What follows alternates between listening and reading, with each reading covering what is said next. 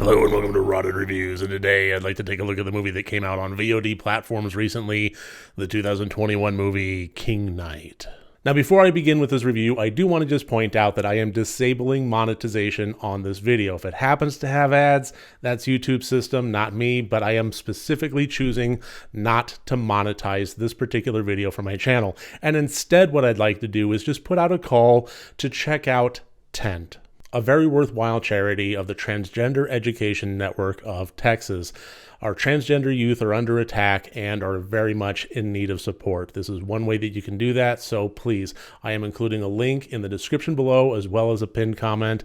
I implore you to check it out. All right, so on with the review. King Knight 2021. Like I said, currently available on VOD platforms. This is available on Amazon Prime right now for $6.99 US. And this is from writer-director Richard Bates Jr., the individual behind Tone Deaf, Suburban Gothic, and the immensely interesting 2012 film Excision. And billed by some as a horror comedy, I would have to say that King Knight pretty squarely winds up in the comedy category, or at least that was the attempt. Aside from being set within a Wiccan's or witch's coven, there's really not a lot of horror elements to be found here. Matthew Gray Gobler plays Thorn, the leader of a Wiccan witch's coven that exists kind of outside the social norms, but still very much integrated into our modern world. They use each other for sounding boards. It's a very kind of circle of friends, circle of trust, communal group session kind of thing. Angela Sarafian plays Willow, his wife and partner that's sticking by him, and just generally trying to help him keep the coven together, keep it moving along, and keeping all the members within it healthy and happy. And given the bold and grandiose nature of the personalities and the characters within, that's a big ask. Unfortunately, everything comes crashing down on Thorn when he gets contacted about his high school class reunion, and he's forced to confront the nature of his past and who he was way back when, which was a jock and a popular person and somebody that was involved in the school politics and so forth. Did you play sports? Tell me it was squash or highlight. No. What was it? Lacrosse.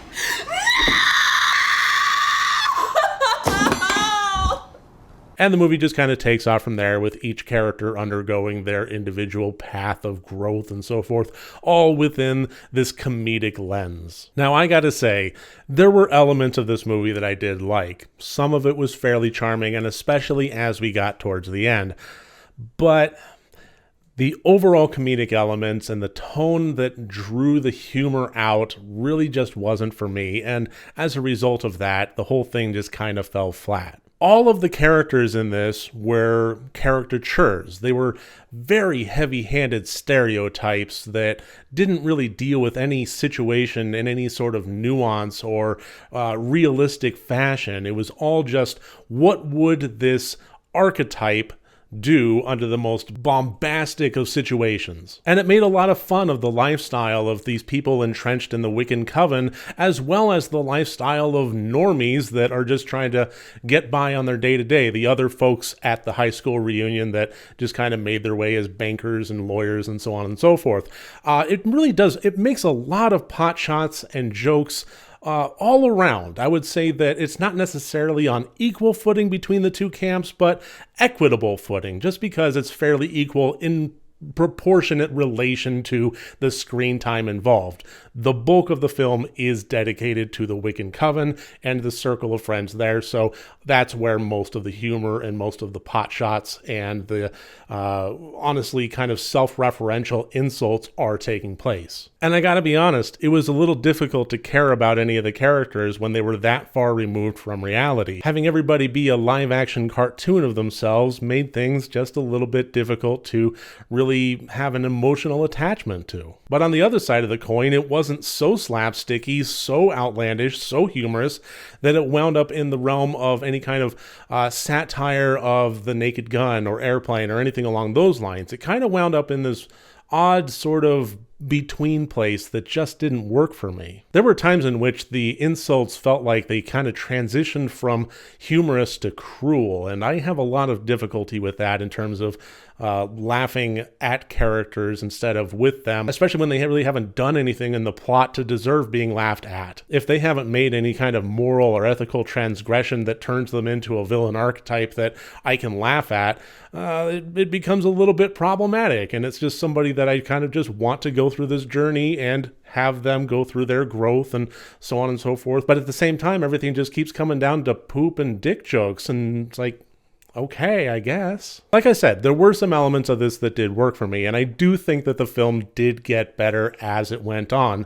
But I would say for the first half, I was kind of struggling to keep my interest in it. As these characters are going through their growth and as they are going down their journey, once they start kind of getting towards the last leg of it and you see that growth start to happen, there does seem to be some character-based redemption that also in turn redeems the movie just a bit. So by the time the end credits rolled, I didn't regret watching it. I didn't have nearly as interesting of a time as I did watching Excision, not by a long shot.